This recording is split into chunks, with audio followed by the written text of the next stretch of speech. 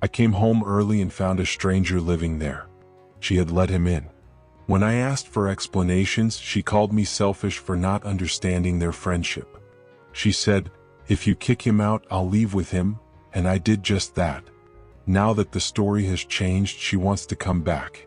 Hi, Freddie.my name is Ivan. This happened last month, and I'm still struggling to process the audacity of some people. I'm 28 years old and had been dating Natalia, who's 25, for about 2 years. She moved into my house 10 months ago when her lease ended and everything seemed fine, or so I thought. That it all started on a Wednesday. I'd had an exhausting week with an unbearable client who kept requesting just one more small change to their logo design. After the 15th revision, I decided to wrap up early and head home around 3 p.m. instead of my usual 6 p.m. When I got there, everything seemed normal. Natalia's car wasn't in the driveway, which made sense since she typically got back at 5:30. I was planning a quiet afternoon, maybe catch up on a series and enjoy a rare moment of peace before diving back into logo hell the next day. But when I opened the door, I heard the TV blaring at full volume. That was odd. I always turn everything off before leaving. I thought maybe Natalia had come back for some reason or there was an electrical glitch. Then as I stepped into the living room, I nearly dropped my keys. There was a guy sprawled out on my couch, not just sitting like he was waiting for someone, but fully settled in, feet up on my coffee table, eating what looked like the pizza I'd saved for tomorrow's lunch, remote in hand like he owned the place. He was wearing a wrinkled t-shirt, old shorts, and had an unkempt beard, looking like he hadn't faced a job interview in years. For a split second, I thought he might be the world's most laid-back burglar. But when he saw me, he didn't flinch or look surprised. He just gave me a casual glance as if we were roommates. "Who are you? What are you doing in my house?" I asked, trying to stay calm while my mind raced through possibilities. A break-in, an unknown relative, a worker who'd let himself in. "Oh, you must be Ivan," he replied, eyes still glued to the TV. "I'm Raul. Natalia gave me the keys." He said it like it was the most normal thing in the world. It took me a moment to place the name.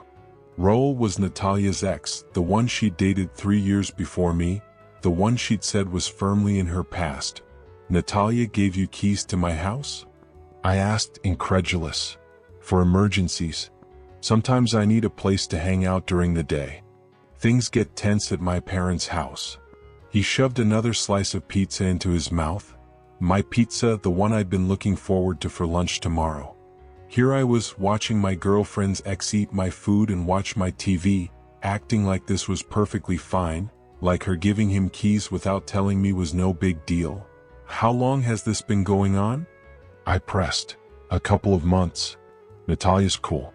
She knows I'm out of work and need a place to chill." A couple of months. Natalia had been letting her ex use my house as his personal hideout without me knowing a thing.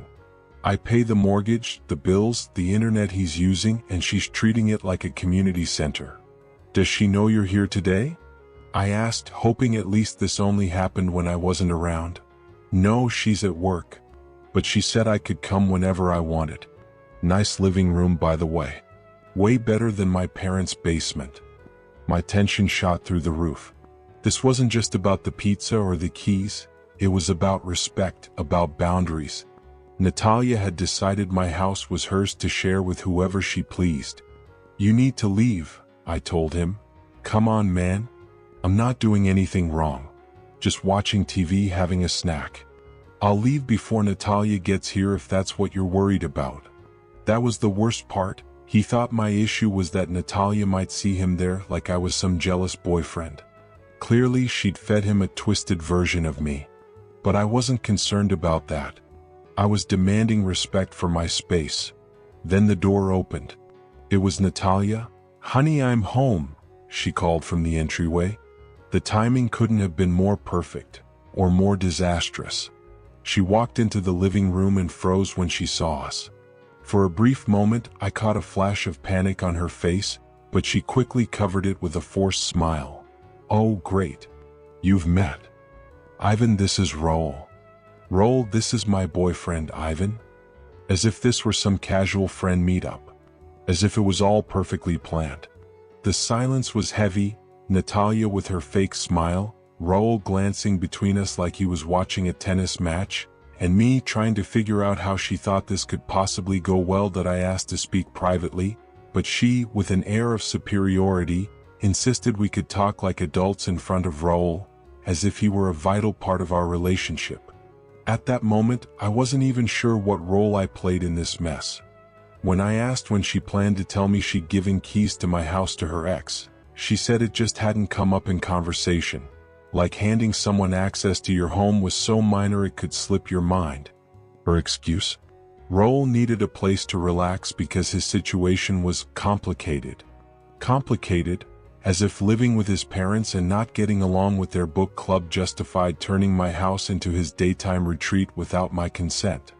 When I pointed out that big decisions about my house should involve me, she accused me of being controlling.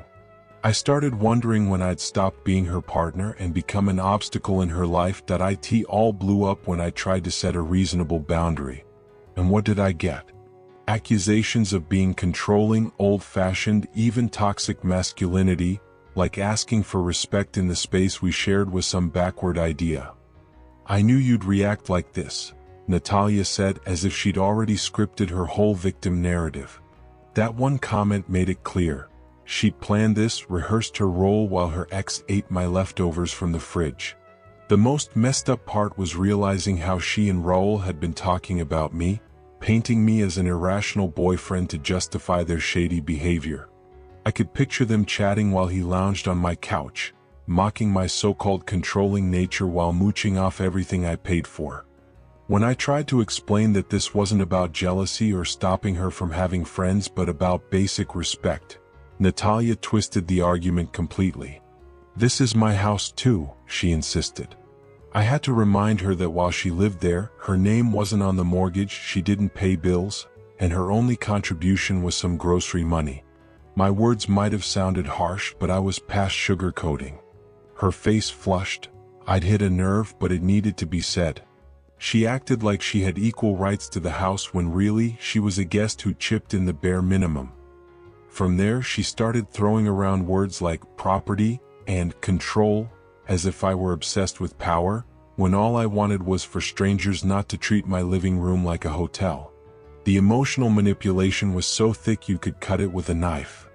The irony peaked when she tried to flip it and make it about my issue with her friendships. According to her, I just didn't want her to have friends. Never mind that she'd been hiding this for months, letting Raul live comfortably off my dime. I couldn't tell if she believed her own excuses or thought I was naive enough to buy them. At one point, even Raul seemed to realize the situation was untenable. "Maybe I should go," he mumbled. "I don't want to cause trouble between you two." But Natalia wouldn't back down. "You're not the problem. Ivan's being irrational," she snapped without missing a beat. She dug in so deep that she couldn't retreat without admitting she was wrong. Instead of taking Raul out, she doubled down. "If you kick him out, I'll leave with him." There was the ultimatum. The kind of power play someone pulls when they're sure they've got you wrapped around their finger, betting you'd rather swallow disrespect than be alone. But ultimatums only work if the other person's scared of losing you. In that moment, watching her prioritize her jobless ex's comfort over our 2-year relationship, I realized what I stood to lose wasn't worth holding on to. "Go ahead," I said calmly. "But come back tomorrow to pack your stuff." The shock on her face was priceless. She couldn't believe it. She'd been so sure I'd cave, apologize, maybe even thank her for showing me the error of my ways. She was so confident in her game that she never imagined I'd have enough self-respect to call her bluff. "Fine," she choked out, voice trembling. "I can't believe how childish you're being." Childish? To her, maturity meant sneaking around behind my back and insulting me when I called her out. She stormed off to the bedroom to grab some things, Raul trailing after her like he wasn't sure what he'd signed up for. Reality must have been sinking in. His free crash pad was gone, and now he had to deal with the woman who'd caused this mess. In less than 10 minutes, they were out the door. The house fell silent. not a comforting silence but an empty one, the kind you feel when something ends. I walked through the living room, a strange relief washing over me. It was like part of me had known something was off for a while, and I was finally seeing why. How many other choices had Natalia made without telling me? What other lines had she crossed that I hadn't noticed yet? Thursday felt different. I woke up alone in my bed in my house, no sounds of someone else getting ready for work. I hadn't even finished my first coffee when I heard a car pull up. Peeking out the window, I saw Natalia's Honda Civic, followed by what must have been Raul's beat-up Toyota Camry. They'd come to get her things as I'd told her to. What I didn't expect was the attitude. Natalia walked in like she was doing me a favor by showing up. No shame, no remorse, no unease, just acting like I was the unreasonable one and she was ticking off an awkward errand. Raul followed, looking uneasy, trying to play the supportive role. Clearly he didn't want to be there, but she'd probably guilt him into it. What else did he have going on now that his favorite hangout was off limits? "We won't take long," she announced without looking at me, heading straight to the bedroom like she was addressing a landlord instead of someone she'd shared 2 years with. I stayed in the kitchen. From there, I could hear it all, drawers opening, hangers sliding, stuff dropping into boxes. She meant business. I'd figured she'd just grab a few clothes, expecting to waltz back later when I came to my senses. But no, she was taking everything. What bugged me most wasn't what they said, since they kept their voices low. It was how familiar they were with each other. Raul knew where her stuff was, helped her decide what to pack or leave. They moved together so smoothly it felt like they'd done this before. And maybe they had. Was this how her last relationship ended too? Had she left the same way? Maybe this was her standard breakup routine. Pack up and roll out with the next guy while the current one stayed in the kitchen pretending not to care. The absurdity hit peak levels watching Raul try to help. The guy had no clue what he was doing, probably because he'd never had to move someone out of a place he'd paid for. He dropped things, asked where stuff went like he was a hired mover instead of the root of this mess. At one point, she snapped at him to be careful with something fragile, and I couldn't help but smirk. Not even 24 hours together and they were already bickering. Great start for whatever they thought they were building. It took about 3 hours total. 3 hours to dismantle 2 years of shared life and load it into 2 cars. It was depressingly easy, all that time building a relationship, a routine, undone in one morning with cardboard boxes and trash bags. When they were done, Natalia came back in one last time. I was still in the kitchen, pretending to scroll through my phone. She stood in the doorway, maybe waiting for me to look up to give some big goodbye moment. "I think that's everything," she said at last. I glanced around. The living room already felt different without her clutter, cleaner, bigger, more my style, not some mashup of mine and what she thought looked cute. "Looks like it," I replied. She seemed like she might say more. Maybe a guilt trip about how I'd regret this, or a final jab about me being controlling. But whatever she'd rehearsed stayed unsaid. She just turned and left, slamming the door a little harder than necessary. From the window, I watched her get into her car while Raul did the same with his. They swapped a few words through their windows, probably figuring out where to go next, and drove off. The silence that settled in was different from the night before. It wasn't empty, it was peaceful. Like the house could finally breathe after months of tension. For the first time in ages, my home felt like mine again. And despite everything, the breakup, the fights, the ridiculous claims I was controlling, I felt good. Really good that I finally got a taste of what it's like to be with someone who doesn't see lying and manipulation as fair game in a relationship. Someone who wouldn't hand my house keys to their ex and call me paranoid for minding. The bar's pretty low, sure, but at least now I know where it is. That lasted 3 days. That's how long I got to enjoy my peace before the universe decided to test me again. It was Sunday night. I was on the couch watching a game, eating pizza straight from the box like a functioning adult, when I heard a car in movies the driveway. I thought maybe I'd ordered something and forgotten. Sunday deliveries are rare, but they happen. Then I heard it, Natalia's car door with that squeak she'd promised to fix for 6 months and never did. Then the sound of suitcase wheels rolling up the path that I peeked out. There she was, climbing the steps with 2 suitcases like she was checking into a hotel. Hair messy, clothes rumpled, a determined look like she'd fix everything through sheer stubbornness. She rang the doorbell. Funny, since I figured she still had her key, but maybe 3 days with Raul taught her something about boundaries. That I opened the door, and before I could say a word, she launched into a rehearsed speech. "Hi love. I missed you so much. I'm back." Like she'd just come back from a trip, not left with her ex after choosing him over me. The casualness in her voice was unreal. No apology, no explanation, not even a nod to what happened. Just a chipper announcement that she'd decided to return. She tried to walk in with her suitcases, but I blocked the doorway. The nerve she had, thinking she could stroll back in like nothing, was insulting. She really believed she could cross my threshold and we'd pick up where we left off. "What are you doing here, Natalia?" "I live here," she said like it was obvious. "I know we had a fight, but I'm ready to fix it." "A fight?" She called finding out she'd given my house keys to her jobless ex a fight.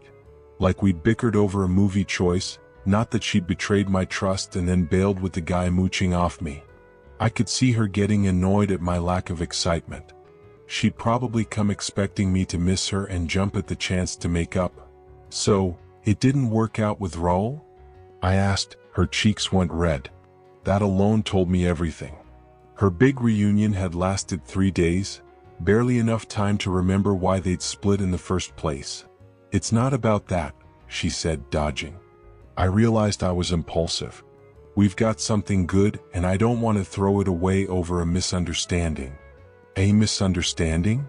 Now the breakup over her deceit and disrespect was just a little mix-up we could smooth over with good vibes. The worst part was she acted like she was doing me a favor by coming back, like I should be grateful for her change of heart. "Raul still lives with his parents," she went on. "So there's no long-term space for me." There was the real reason. She wasn't back because she loved me or regretted anything. She was back because her backup plan flopped and she needed a roof. "Plus, his mom doesn't like me," she added. "She says I'm a bad influence." The irony was rich.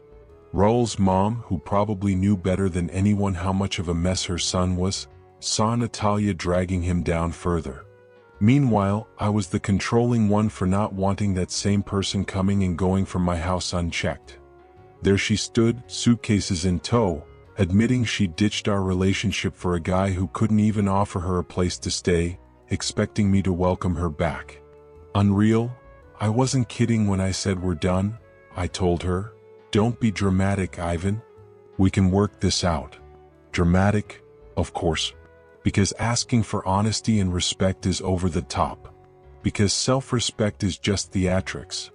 Then she switched gears, dropped her voice, played calm, the reasonable girlfriend I used to call her, the one who showed up when she wanted something without admitting she was manipulating me. "I know I messed up. But don't you think you're overreacting a bit? I came back. That should count for something." Her logic was wild. To her, crawling back after her other option tanked was a sign of commitment. To me, it just proved she'd made awful choices, and she definitely wasn't someone I wanted to share my house, my life, or another second with. She didn't need to spell it out. Showing up only because she'd run out of options already showed how little she valued what we'd had. I told her she was back because she had nowhere else to go. She got mad, denied it, claimed she had other places to crash. When I asked her to name one, she couldn't. Those options probably never existed. If she really had somewhere else, she wouldn't be at my door with suitcases, begging to restart something she'd ended on her own. That moment summed up how some people operate.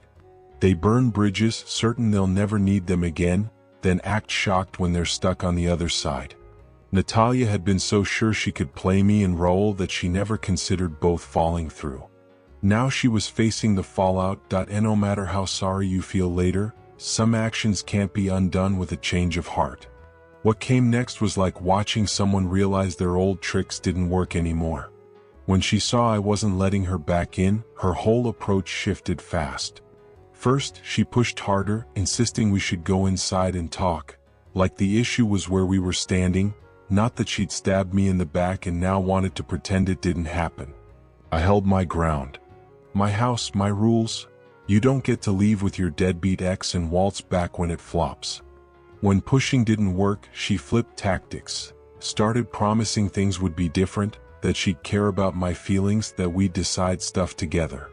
I couldn't believe how she talked about our house and our relationship, like her storming out with Raul was just a blip. It was exhausting watching her act like nothing had changed. She started throwing out memories, trying to pull me back to the good times. Remember that concert we went to, how much fun we had? Remember how great we were when we weren't fighting? Classic move. Focus me on the high so I'd forget why we were here. Like a few good stories could erase her choosing someone else 3 days ago. When nostalgia flopped, she lost it, yelled I was stubborn, ruining a solid relationship over nothing, couldn't believe I was so petty. She got so loud the neighbors probably heard every word. Then the accusations. I was immature, held grudges, my pride was too big to admit my faults. To her, not forgiving her showed deep flaws in me, flaws she'd put up with out of love.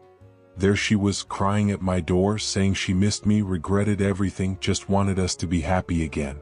If I didn't know the last 3 days, if I ignored her trying to patch things with Raul, I might have bought it. But I knew the timeline. She was here because her first choice bombed. Those tears were for what she'd lost, not us.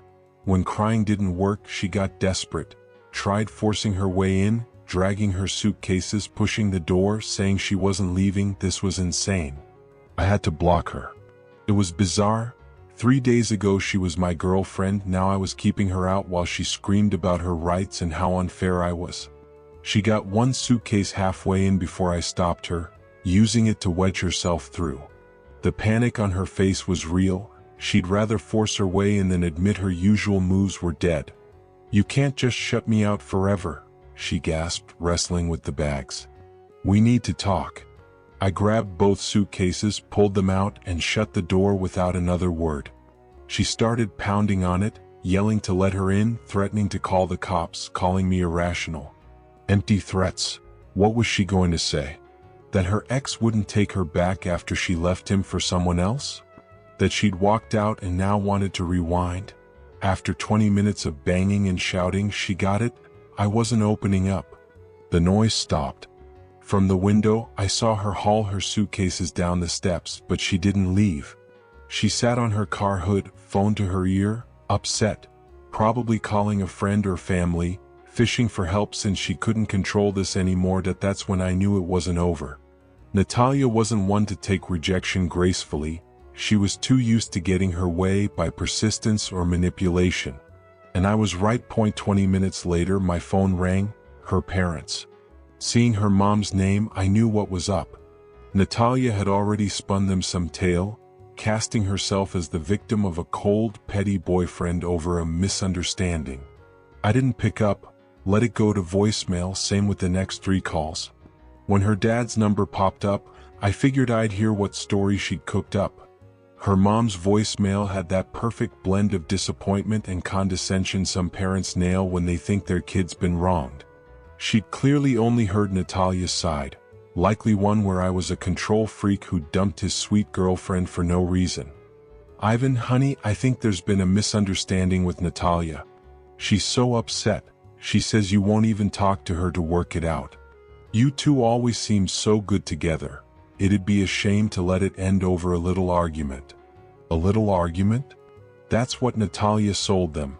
Not that she'd let her aimless ex into my house behind my back for months, or that she'd left with him when I called her out.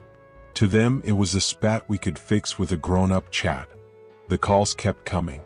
Her dad left a stern message about how relationships need forgiveness and commitment, that grudges are childish, that Natalia was a good girl who didn't deserve this. A good girl who'd lied to me for months while letting her ex treat my place like his own. What got me was how sure they were, like they had all the facts and I was the bad guy. Natalia had fed them a polished version where I was the jerk and she was the martyr. They kept at it all afternoon, leaving more insistent messages, convinced by Natalia that I just needed nudging to see reason. I blocked their numbers, had enough without lectures from people who didn't know the truth and didn't care to. But her family didn't quit. When calls failed, they sent long texts, rants about forgiveness, second chances, how pride ruins good things. Even her sister chimed in with paragraphs about how much Natalia loved me and how sorry she was for whatever happened. Her sister's tone, like she knew Natalia better than I did after 2 years, grated on me. She said Natalia was impulsive but kind-hearted, that good people make forgivable mistakes. Impulsive, a cute way to spin letting her ex into my house for months without me knowing. Not a one-off slip, but a steady stream of lies and disrespect that I realized I had to take charge before it spiraled further. I called my parents and asked to talk in person. They welcomed me and I laid out everything from the start. They didn't cut in once, which I appreciated. When I finished, there was a long pause. Then my dad asked what I'd been dodging. "Are you sure this isn't just hurt pride?" Fair question, I'd wondered too. Was it about respect? Or was I just stung because she'd picked someone else, even briefly? But going over it, the lies, her lack of regret, I saw it wasn't ego. It was compatibility. Did I want a partner who thought this was okay? She lied to me for months, Dad. Not about something small, about letting another guy into my house. And when I confronted her, she didn't apologize. She called me controlling and left with him. My mom nodded slowly. And now she's back because it didn't work out with the other guy. That clicked for them. Their faces shifted from doubt to full support. "Then you did the right thing ending it," my mom said. "No one deserves to be someone's backup plan." Their backing lifted a huge weight. I hadn't realized how much her family's pressure was wearing me down until someone had my back. But Natalia wasn't done. Saturday morning, I heard multiple car doors in the driveway. Bad sign. She didn't come alone, brought her parents for a full-on intervention. They tried it all: guilt, pleas for forgiveness, calls to reconcile, everything but admitting she'd given my house keys to her ex. I was polite at first, but when they vowed to camp on my porch until I caved, I called the cops. Their smug looks vanished when officers showed up. It was a scene, escorted off my property like failed protesters. Even that didn't stop her. Days later, I thought it was over, but nope, she showed up at my job. No scene, but her being there crossed another line. I asked her to leave, she wouldn't. Words weren't cutting it anymore. I had to go legal. Not out of spite, but need. I filed the paperwork, and when she got served with a no-contact order, her shock said it all. Confusion, disbelief, like she couldn't fathom someone setting a hard limit. No big blowouts or frantic texts followed. Just silence. And that silence, after weeks, brought peace. It wasn't revenge or a jab. It was me saying I wouldn't budge out of fear of looking extreme. I learned something big. Some people cross lines because no one stops them. But when you respect yourself enough to say no, they show their true colors. And you can move on knowing you picked dignity over chaos.